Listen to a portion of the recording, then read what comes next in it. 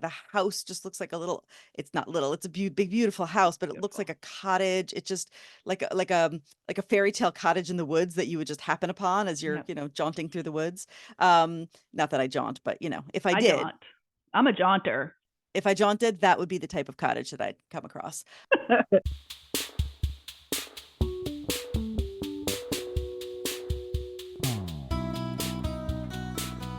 Hello, and welcome to Valley Girls, the bi-weekly podcast exploring everything there is to do, try, eat, and experience in New York's Hudson Valley by talking to the makers, the doers, the growers, the creators, and all the unique voices of the Hudson Valley. I'm Jenny Leifer. And I'm Jennifer Santiago. And together as the Valley Girls, we're telling the Hudson Valley story one episode at a time. We're so happy you're here. Welcome to the premiere episode of the second season of Valley Girls. We're so happy to be back to bring you more of the Hudson Valley story. We like to think of this podcast as our masterpiece, so it's fitting that today we're going to be sharing lots of other works of art with you. Yeah, so we're starting out at the Magazzino Italian Art Museum in Cold Spring. And this is a hidden gem.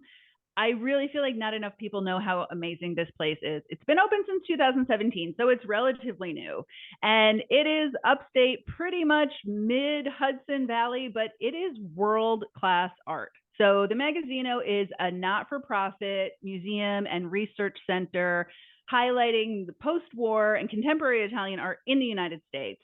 I'll let you talk a little bit more about the art, but before we go into what we loved about the Magazzino, we want to thank Andrea Connor, who is their visitor services coordinator, who helped us plan our visit, and Lola Nicholas, the events coordinator there, who was so helpful and patient with us on the day of our visit. We rolled deep. We showed up with a group of 9 to tour the museum, and Lola was super helpful with helping us figure out how to navigate with our whole group and highlighting the things that we should most see. We had such a good time. There's so much to say about this museum. So we decided to each share 3 highlights, and we haven't shared them with each other. So I am eager to hear your top 3 takeaways, Jenny. Yeah, it was really hard to narrow it down to just 3 things that I loved about the Magazzino. So these are not necessarily ranked in order of how much I like them, just the things that stuck with me the most. And honestly, just pulling into that parking lot, the first thing I would say when we got out of the car was just the general vibe, the general feeling of the whole place inside and out. I love that it's more than just a building of art, right? First of all, it's more than one building, it's 2. But besides that, there's so much to see outside as well on the grounds. The outdoor space is beautiful to walk around. You walk through this path from one building to another, and along the way, you're seeing outdoor art. And of course, the Sardinian donkeys. Oh, those sweet little donkeys. They were so beautiful. I don't even know what more to say other than how adorable they are. But when you're walking up a path from one building to another, all of a sudden you get to this beautiful tree with a tree swing, a tire swing hanging from it, or it was just so cool. I think because we're looking at art that is sort of common person kind of art, the arte Gotcha. povera, which you're going to talk more about. Right. And the donkeys are from Sardinia, and they ended up there, and everybody loves them. They're so cute. We saw 5 or 6, but I think Lola told me there are 20 or Oh, wow. 15. So Okay. some of them were hiding in the pen, but there's also a little donkey that was only born in April. And it's The very sweetest. cute. It's very quirky. Overall, I thought the whole museum experience was really family friendly. And just that alone, you could just go visit the donkeys. Your kids could play on the tree swing, and then down the hill from the donkeys, which I don't think you walk down there because the steps were maybe not that accessible. But there's like an herb and vegetable garden down there. So you could make a day of it with kids, even without really going into the museum. It was really lovely. Yeah, there were picnic benches right outside there too, Mm-hmm. so you could have a nice little picnic. But it really just fits right in with the whole vibe of the museum, of how it really was like you said, like art for the common people, and these are donkeys straight from Sardinia. So just added to the whole feel of the place. Mm-hmm. How It's a about little you? quirky. All Very right. quirky. All Very right. quirky. So my number one is I love art. I love art museums. I'm such a museum nerd, but you can take the bookworm to the museum, but you can't take the museum out of the bookworm. I don't know. I said that wrong. Yeah, Uh, backwards. but anyway, I was so impressed. I don't know if you'll be able to see it on camera with the guidebook that they have. This is an extensive guidebook. So when you walk in and you check in to visit the museum, they give you one of these guidebooks. And at first, I got distracted by the sculpture because I love sculpture and there's some really prominent sculpture. And so I started going towards that. And Lola said, actually, you should start the other way because that's the way the guidebook goes. And so there's a way that you're meant to experience the circuit in that main building Right. there. So none of the pieces have a placard on the wall.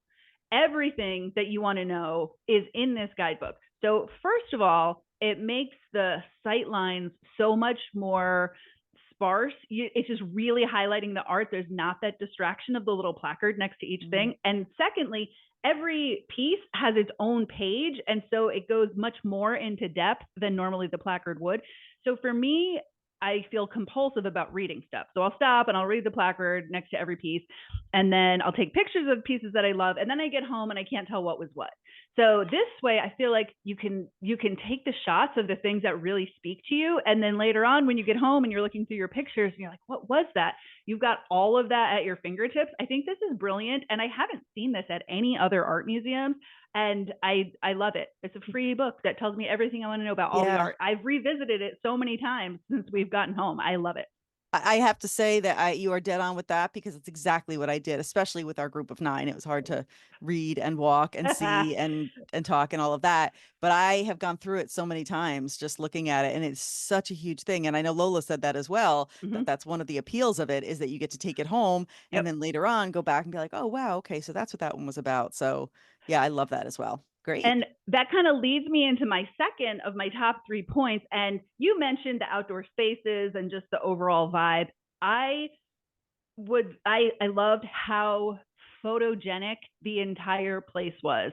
It's so inspiring because I don't think I have a particularly good aesthetic eye, but I feel like this place makes it really easy for you to do that. So it's super sparse, white backgrounds, clean lines.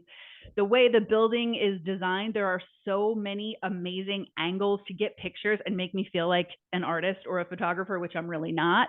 And combine that with the garden. I will put up pictures on Instagram, on our Facebook group, and maybe we'll even make a video for YouTube because I have so many pictures of the building and of the garden, the wildflowers. When we were there, the echinacea was popping. It was so beautiful. And I just feel like this museum was so incredibly photogenic and attractive and aesthetic in a way that feels very Italian. Yeah. Yeah. It's like you almost feel like you're just stepping into Italy for a few hours. I totally agree with that. And I do disagree about you not being a photographer because you take incredible pictures. So that was one nice thing for me is that I could just like I'm always the like roving photographer wherever I am with my family, and I get to put my camera away because you take all the pictures. So thank you Well, for it certainly that. took a lot. So Yeah, there's no, bound to you be did some take a good ones lot. in It there. was absolutely, and I myself, I'm going to talk about the architecture a little bit, but you're right. It really just lends itself to such beautiful pictures, like all by itself. So for me, my number 2 that I noted was the various media in the art itself. Like there's a little something for everyone in every installation and every exhibit. You've got paintings and sculptures, photography, you name it. And I especially loved the arte povera. Did I say it right? Sure. Yeah, no. Arte povera. Okay, there you You don't go. have to be such an Mm, Italian snob I'm like I not gonna am. I'm not gonna be Giada right now. Um, so that exhibition, which represents the post-war Italian art, it literally means impoverished art in English. That's what that means. And so, of course, you know that, Miss Italian. But yeah, it literally means impoverished art. So there are 76 different pieces of artwork, and they had such a variety of approaches and all different mediums. So I personally, that installation for me was, and the paintings in that installation, I loved especially. And then And the scale of some of those oh, paintings. scale. Oh, absolutely. Absolutely. So that kind of leads right into my third one, which was the architectural spaces themselves. Mhm, So the architectural space is gorgeous. The mhm. building components actually were inspired by the artists and philosophy of Art de Pauvre. And it relies on like readily available materials, absolute attention to just simplicity, which allows the art to take center stage. So it's kind of melding the philosophy of that type of art with the architecture, but in doing it with the architecture, it really just lets the art be center stage, which I loved. And the name Magazzino itself, the Italian word Magazzino means warehouse. So that's exactly what the building was. It was originally an industrial warehouse built in 1964, the one building, and then they built the other one. But I just love the huge windows and all the natural light you can get.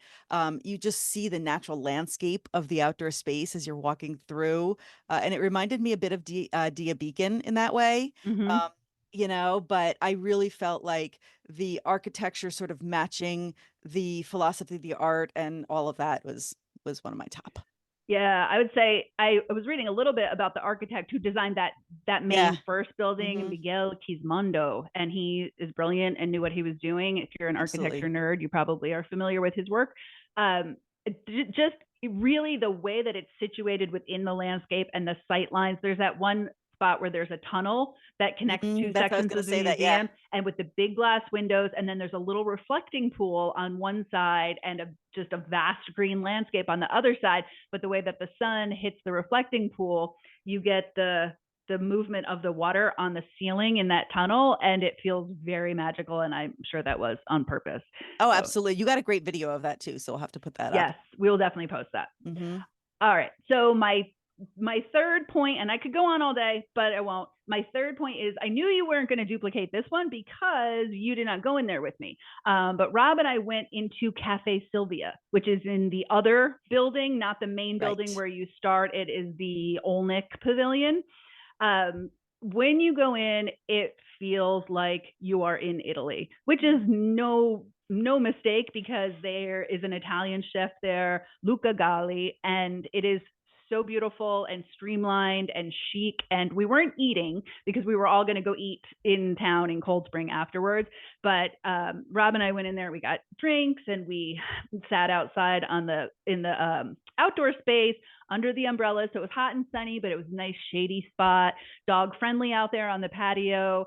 I did look through the window into the kitchen, which I love an open kitchen situation where you can see the food being made. And somebody was getting a glorious looking charcuterie platter with a big ball of burrata. I think I have a couple of pictures of me creeping in through the window, watching the chef go over to the fresh herbs that somebody had just picked from the garden there on site and snipping the fresh herbs to garnish the charcuterie board. So I would love to go back there for a meal sometime. We just had quick drinks, but that was beautiful. But Yeah. we didn't get to eat there because we were, like I said, we had a big chaotic group of nine. And it was the middle of the day on a glorious August Saturday. So it was not that easy to find a place on Main Street in Cold Spring to accommodate a group of nine weirdos. But we did manage to find it. We went We to did. Cozy Corner on Main Street, and the owner, Ramiro, just took it over 2 months ago. He was ridiculously accommodating He to was get us the awesome. space He and was to so keep the awesome. sun off of us. And our server, Eddie, was the sweetest, most good natured guy because there are some people in our group, Brian and Tanya, who ask a lot of questions when they're ordering. And he was just such a good sport about it. I actually have a picture of Eddie holding some of our cocktails, and I'm going to post that picture. So Oh, those cocktails though. oh, yeah, say So good. more about the cocktails. I Oh, have pictures of the yes. cocktails too. My cocktail was the vodka pink lemonade, which Yeah. just tasted like straight pink lemonade and it went down way too easily. And you had an elixir, correct? Mine was some gin and elderflower. It was very beautiful, Yeah. and it tasted like summer. Yeah. And then Matt had the butterfly elixir, which I don't even remember what was in it. But when I asked Eddie what was in it, he just said magical butterflies. He's not So wrong. I think it's the butterfly pea flower tea. Like Harney uh, and Sons has a butterfly pea tea. got it. Okay. Um, I'm not saying butterfly pea like urine. I'm saying butterfly pea like a sweet PEA. pea. PEA. So the cocktails were amazing. I don't think you had the empanada because I of couldn't. gluten, but I had a the lot of yummy gluten-free food there, but the empanadas were yes, and they traditional were and not very gluten-free. gluten sensitive. But Hmm. the empanadas were the bomb. Ramiro is from Uruguay, but his wife is Argentinian, and the empanadas were so authentic, delicious. Came with these. There was a chimichurri, and then there was some aioli to dip it in. Everything there was super super good. The fries were good. We all had like nice fresh sandwiches. I had the chicken pesto sandwich. A lot of people had burgers. There were some steak sandwiches, and you were able to enjoy your steak sandwich on gluten-free bread, which I looked was, delicious. which it was delicious, but I pulled some of the steak off just because I wanted to just taste the steak without all of the other stuff. And Mm, the steak alone was so good. It was thin sliced steak, so tender. The flavors, the just the Latin American flavors, so the seasonings, just delicious. Absolutely yeah. love that steak. I could have just had just that alone. It was so good. Yeah. And so this is a little departure from our talking about art, although I do believe food is art. It is And for we just sure. had to give Cozy Corner a shout out because they were so nice. Everything was so fresh and delicious and well made. And we love to support local businesses. And Ramiro's really hustling to make sure they get lots of good ratings and reviews since he just took it over 2 months ago. So we love them and we wanted to shout them out. But this is actually not sponsored by Cozy Corner, in case you were wondering. We just really liked it. Correct. Correct. We are sponsored, however, this episode is sponsored by Connect HV, the homegrown community for Hudson Valley creatives, professionals, and businesses. Connect HV brings people together with an online directory. There's a Slack community. They have monthly in-person events, which are incredible.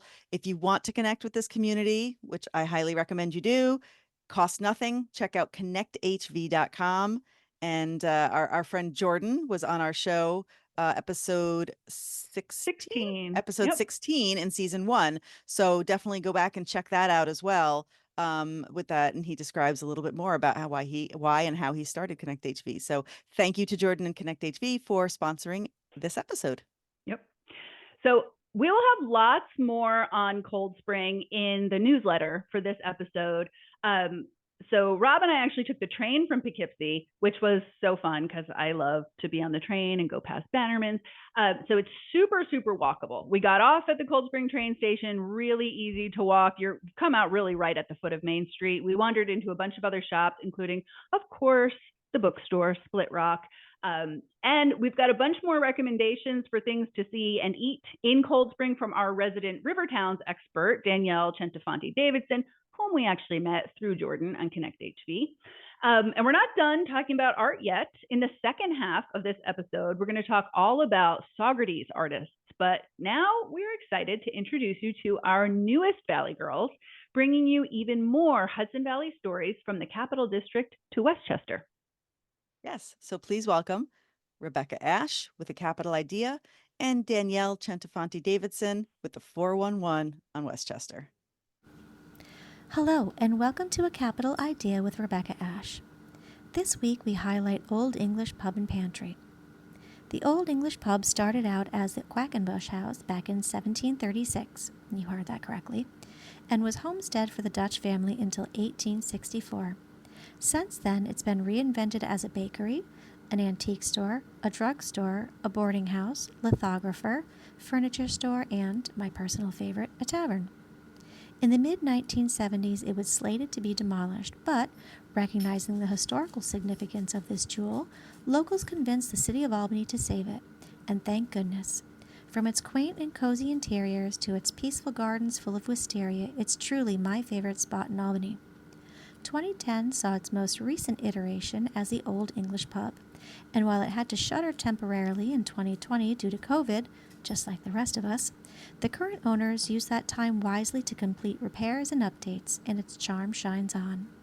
They serve a mix of traditional English pub fare like shepherd's pie pasties and steak and potatoes, along eclectic dishes like bibimbap and chicken tikka masala.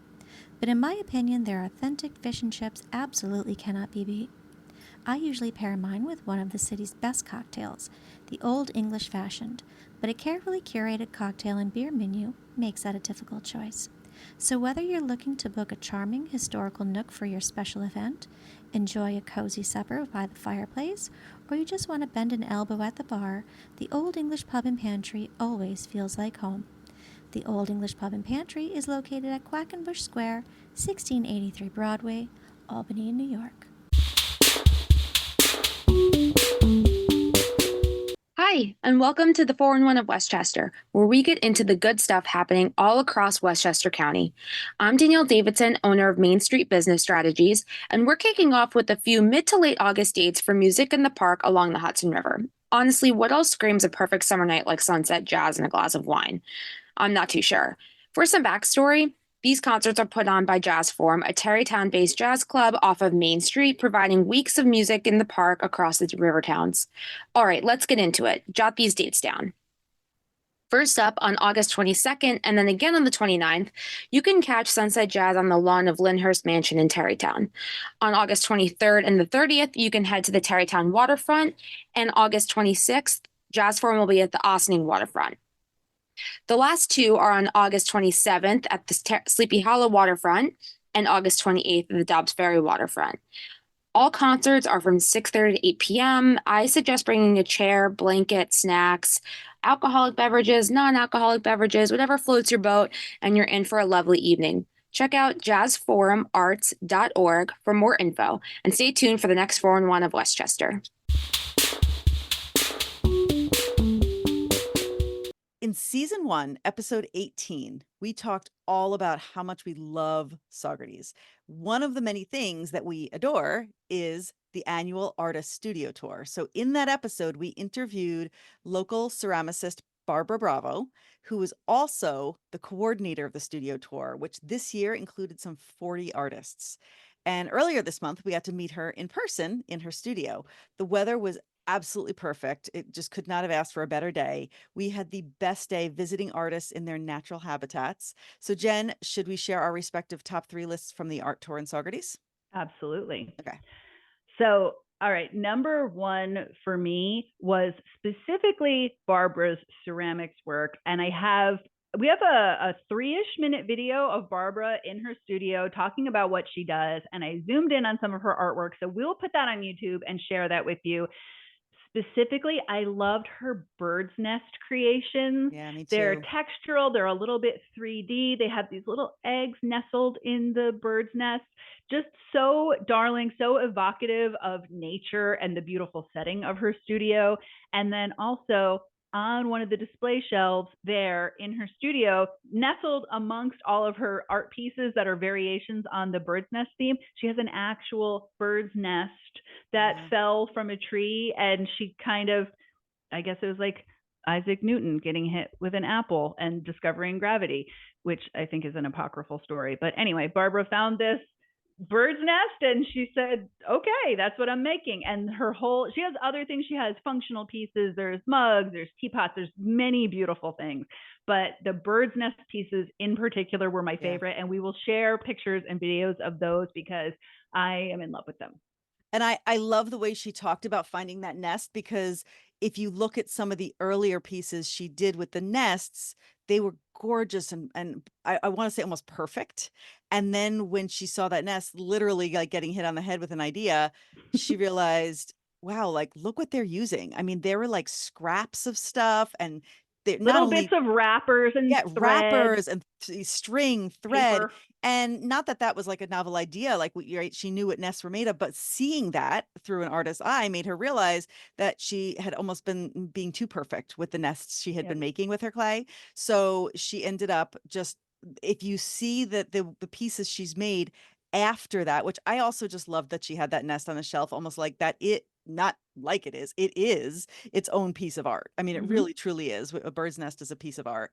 And so she had that there, but also to show that was the inspiration for the future ceramic nests that she was making in those bird pieces, to show the imperfection of it, to show like just the magical way that those are made. And I love that. So that whole concept, I'm with you. I thought that was incredible.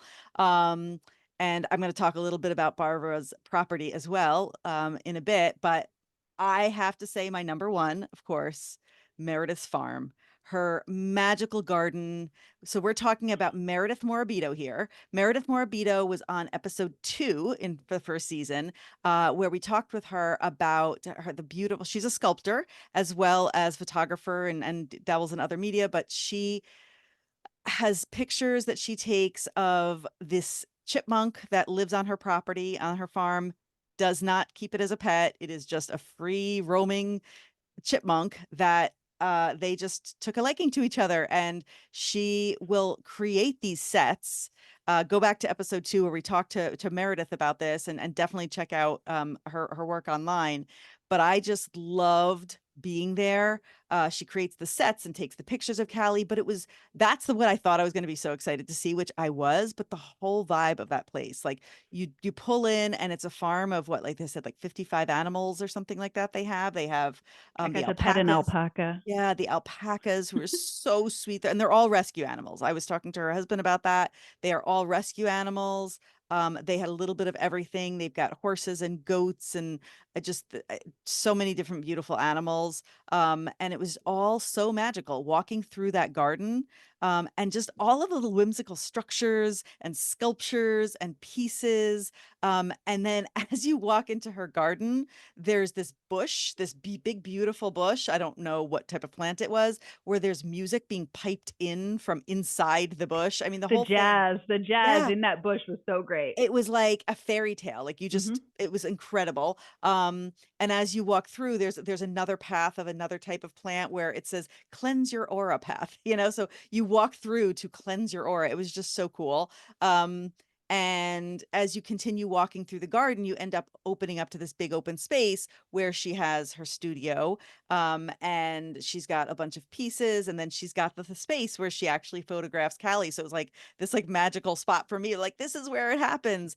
And as I'm walking around there, we see Callie actually playing in the woods, and she was just like running along a log. All these people in the yard, seeing her plays, and there's Callie just happily playing in the woods by herself. And that was like the highlight. It was like seeing a celebrity for me, was to see Callie in person, just happily running along that log. So I would say Meredith's entire place, the farm, the garden, the studio, all of it, seeing Callie, that would be my number one. Yeah. Well, and just to be clear, Callie is not coerced in any way. She is a free range chipmunk. She comes and goes at will. She is well compensated with sunflower seeds. The studio space that Meredith has set up is just it's an open kind of nook, and she puts her little dioramas and sets there, and Callie comes when she feels like it, but she often feels like it when she sees Meredith out there. She comes over to say hi. And I love when Meredith said that she sometimes, like, if she's not out there early enough, like Callie will start like scratching on the back door for her. It's so cute. Like, hey lady, where's those seeds? Yeah.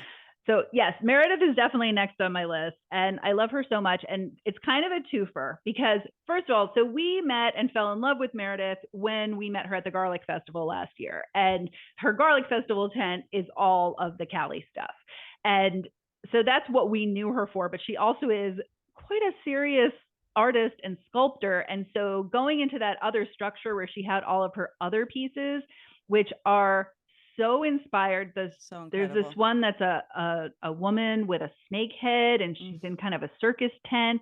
And then there's one that she made based off that meme of the two women in the roller coaster, and the woman in the back is like, woo, having the full roller coaster experience, and the woman in the front is just sitting there miserable with her arms crossed. I have a video of Meredith showing us those pieces and talking about her inspiration for them. And it's such a departure from the Callie stuff, obviously, but so beautiful. But also, you mentioned Meredith's husband, who was kind of the host of their day on the studio tour. He was up front in the driveway when you pulled in. He was showing people where to park. And then, so his name is Antonio. Hi, Antonio. And then her sister was running their little booth where if you wanted to buy Cali merchandise, which we may have bought we may have quite bought a a few lot of. things. And so it was just so cool to be in her space, which is very magical. Yeah. But to meet her husband and her sister and just like see the door that she comes out in the morning when it's time to feed Callie. And I feel like that is the magic of this artist studio tour, which Barbara has coordinated, is that you're just really seeing where the art gets made and how they live and feeling like you're just part of these artists' lives for a couple hours on a summer afternoon. Yeah. It's very cool. Yeah, no, I totally agree with that. I loved that about just being in their space and just like you said, seeing how they live. Yep. And that brings me to my number 2, which is Barbara Bravo's property. That whole, I mean, as we parked down below and then walked up the driveway, the gravel driveway, and there's gardens, and the house just looks like a little, it's not little, it's a big beautiful house, but it looks like a cottage. It just like a fairy tale cottage in the woods that you would just happen upon as you're, jaunting through the woods. Not that I jaunt, but if I did, jaunt. if I'm I a jaunted, jaunter. if I jaunted, that would be the type of cottage that I'd come across. And then when you get to the studio is actually an old carriage house. So like those beautiful doors, and she kept all of the original mechanics of the door and all of that. So it just lends itself to this really creative, inspiring, artistic place. And that is her studio. So we got to see not only the art that Jen talked about, the ceramics, we got to see the kilns where she fires it. That whole feeling just was so inspiring for me. I've always wanted to be an artist. I am not. I do not have a lick of talent in that type of art. I have seen those sunflower paintings that you did at Sip and Paint. They are quite good. That was a Sip and Paint. They're very I love the Sip and Paints, by the way. Highly recommend. Not only are they fun, but they do make you feel like, wow, I could actually do this if I was taught how to do it. That's the right? gateway. Yes. Yeah, like it really, of course, mine compared to my daughter's was, well, that's a different thing because she She's really very is an artist. talented. Yeah. But it really does, like it's I don't have necessarily the creativity or the eye or the imagination to come up with some of these things, but it's just amazing. I've always wanted to. That's like been my dream, to be an artist, and just being in that studio thinking like, imagine this is your life. Like this is what you do, is just spend your days in your studio, creating and being inspired. And I loved being there. I didn't even want to leave that carriage house. No, the vibe was so good. And Barbara was such a lovely hostess. But so that brings me to my third point. So we haven't talked about Justin Love yet. I think you're going to talk about him as your third, because I know you love Justin Love. And we haven't talked about him yet, and there's no way you're leaving without talking about Justin Love. But so Barbara, in addition to all of her other talents, is a certified master gardener. And so maybe the best part of visiting Barbara was, as you walk up her driveway, this lush, beautiful garden with these structures in it, and there's some wildflowers and the St. Francis statue. And then out back behind her studio, you can see out the window at the back of the carriage house, there's an old dry stone wall that they just inherited with the property, and there's a lot of trees. And so you talked about Meredith's garden, which was truly magical, really lush with this little pathway through it. And I mean, I feel like it took me a full 5 minutes to walk from where Antonio was up front with the animal paddocks to back where Meredith's studio is. And it curves through so much greenery that you do not see her studio space until you emerge from this garden area. Yeah. And then at Justin's house, he also has this beautiful garden, gorgeous outdoor space. We saw a whole bunch of hummingbirds. It was like central casting from like a Disney princess movie with the hummingbirds and the kitty cat and Justin's dog. And it just makes me think. So first of all, I love gardens. I'm very inspired by outdoor spaces. The way that you feel about wishing you were an artist is how I feel about wishing I were a gardener. Like I just wish I had that green thumb and that eye for laying out plants. And I don't, but it just made me wonder. I don't have an answer to this question, but just made me wonder about the connection between these artists at home and their creativity and their inspiration and having these outdoor spaces, which came first, or is it just a virtuous cycle where they're inspired, and so they want their surroundings to be beautiful, so they make these beautiful outdoor spaces, and then they continue to be inspired by the outdoor spaces. So I think there's something to there. If anybody has any theories about people I who love make that. art and their relationship to gardening and music and plants, outdoor spaces, let me know. Yeah, no, that's a really great observation. And it's like the chicken and the egg. I don't know if there's even a way to say which comes first, right? Yeah. It's just, I think it's just all inclusive. And one of the things that, before I get to Justin, is my mom, of course, Ellen came with us, and she said one of the things that she loved, which I wasn't planning on talking about, but just as you're talking about this, came to me, is, she's lived in this area. She's from Brooklyn originally. So this whole like lush country, she didn't grow up with this other than, of course, coming up to the Catskills in the summer, because that's what you did back then. But you know, she's lived here in this area for a very long time, decades and decades. And um to see like this is all right here, right? Like we live in Hurley, which is a pretty rural area, but more like our neighborhood would be considered more like suburban than really very rural. Of course, the houses are closer together and all of that. But she's just always so amazed by like you just go 10 minutes outside of your normal path, and 5 minutes even. I mean, some of these places were 5 minutes from the center of town in Saugerties, and just to see like this is what's here.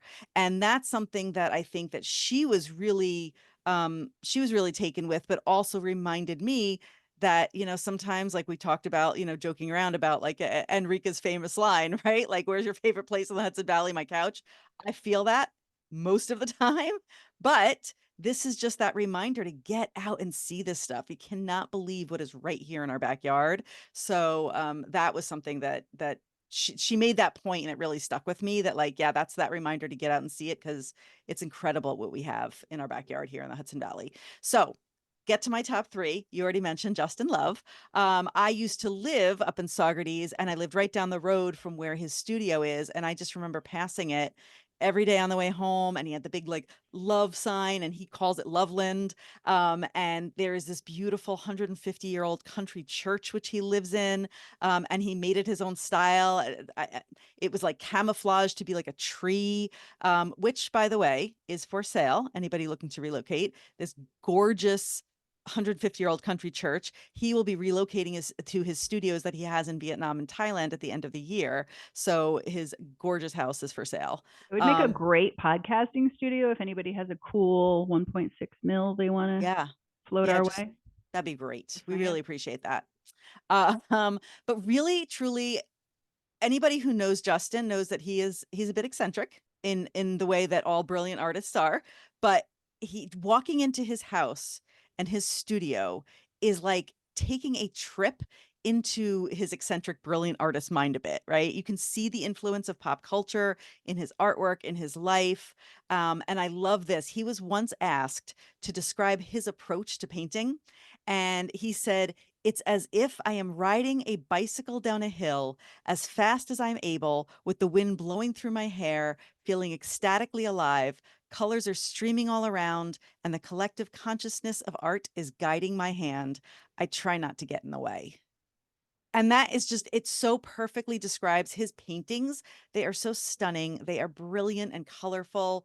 And just, I love that quote, because I can just imagine just that little glimpse of getting into the mind of Justin Love as he's creating these masterpieces. So I love that he said ecstatically alive, because you yeah. can tell that he has painted those pieces with abandon. Absolutely, absolutely. And just the way that the collective consciousness, of art is guiding his hand, and he tries not to get in the way. It's like it's not coming from him, it's coming from this other, coming through him. otherworldly. Right, exactly. So I would say, again, this is not in any specific order because I loved the entire day. Me too. But I would be remiss if I did not mention Justin's place and getting to talk with him. And we never did get that. We have to get that selfie that he took of all of us. He was going to email it to you, so we'll have and to we do reach have out. a little video that you took of him showing some of his work. Yeah. I mean, the whole place is jam-packed. He is prolific. It is jam-packed with artwork. And like Jenny said, he is relocating to his studios on the other side of the world. So he's going to be looking to get rid of a lot of that art. I think he has a place in Woodstock where he sells his art, but He does. we'll put a link. Yeah. It is And definitely worth looking him up. He has places in the city. He has studios down in the city. I think in the Grill Jamaica, maybe. But unless anyone's going down there anytime soon, I think Woodstock would be a little bit more convenient. But yeah, he will be selling a lot of his artwork because that place, I can't even call it a house, that whole building, the church, house, studio, Like his art complex. art And he complex. lives there, but it Yeah. clearly is That's like a a small little temple to his portion. work. Yes, Yes. it is. It really is. And yeah, he'll be selling all the artwork as well because he's got to clean that place out when he moves at the end of the year. So, yeah, so that would be the last one for me, would be Justin. If I had, if I had to come up with one. Right. All right. Such a treat to have done that, and totally off script. We're not even going to get into how much we love wandering around Saugerties on Main Street and Partition Street and all the great local businesses that are there. But I got to talk to you about this incense. So later on in the season, we're going to have David Strout on. And I've actually got a great video that we took when we met David at his shop on Partition Street, which is called Catch Me If You Can. Catch me when you can. Catch me when you can. I keep wanting to say that too. Yes, catch me when you can. Catch me when you can. And he's an antiques dealer, and he's got this great storefront that is so pleasing. But as soon as we walked in, Jenny said, "Oh, it smells so good in here." So he took us into the back room and he showed us his incense. And you got two of them. I got this one. It's this Japanese style incense. Mine is green tea. I love incense, but incense can often be really overwhelming. This is so clean and crisp. I've been burning it every day. I'm already sad that I'm going to run out of it. I love it so much. I feel like the Hudson Valley has so many great businesses that make candles and scents, but I haven't found a great incense. So if anybody has ideas, suggestions, a lead on some local makers who make incense, particularly this Japanese style, which is just so much cleaner. It burns cleaner. It smells cleaner. So anyway, this is a plea. If there are any Hudson Valley makers who are doing incense, hit us up. Let us know. I love incense even more than I love a candle because I like that big burst of scent. And so I love that. I mean, I'll happily go back to David's place in Saugerties and buy more of this Japanese incense, but I would also love to find a local maker who is doing incense.